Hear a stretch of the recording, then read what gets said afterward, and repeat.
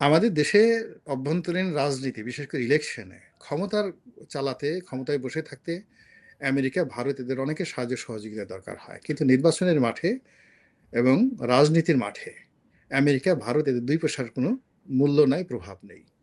আপনি এখানে এই বাংলাদেশে আপনার শেখ হাসিনার জামানাতে জন কেরিকে পিছনে পিছনে তিনি ঘুরিয়েছেন। হিলারি ক্লিন্টনের তিনি টেলিফোন ধরেননি। তিনি দ্বিধাসে গালাগালি করেছেন সেই আমেরিকান প্রেসিডেন্টের কি হয়েছে।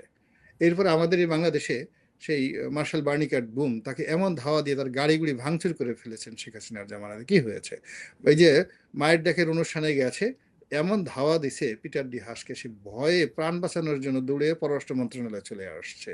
তো সেই আমেরিকার রাষ্ট্রদূতে নয়, আওয়ামী লীগ মানে আমেরিকার দূতাবাসের কয়েকজন কর্মকর্তা বাংলাদেশের 4জন নারী সাংবাদিক, তাদের নামও আমরা জানি না, সেই নারী সাংবাদিক, একজন নারী সাংবাদিক বা যে কোনো একজন সাংবাদিক আমাদের সমাজে কতটা গুরুত্ব বহন করেন, তাদের সঙ্গে কি আলোচনা করলো, আর সেই আলোচনার প্রেক্ষিতে সেটা আবার লিক করে আমরা জামাতকে মার্কিং দিয়ে দিচ্ছি। এটা আসলে মানে আপনি যদি কাউকে বড় করতে চান, ছোট করার জন্য একটা নাটক তৈরি করতে চান, ইটস ওকে।